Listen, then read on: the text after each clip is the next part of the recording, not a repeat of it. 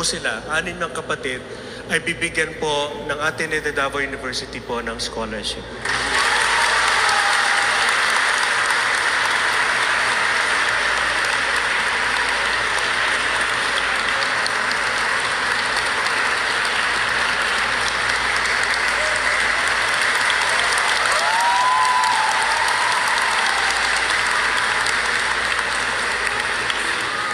Handa rin pong tumulong ibang Ateneo tulad ng Xavier University sa Cagayan de Oro. Pero sabi po ni Mama, dito na lang po sa Davao, mas malapit po sa Agusan. Kahit saan po nila gustong pumunta.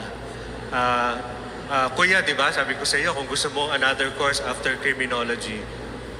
Yan. So tuloy po natin ang pagdarasal sa pamilya po ni Bobet. Parang pangarap po ni Bobet sa kanyang pamilya ay matupad.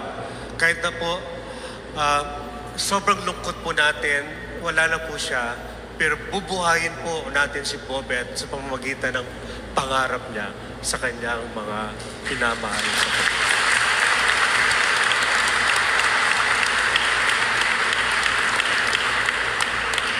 Daghang salamat po sa tanan.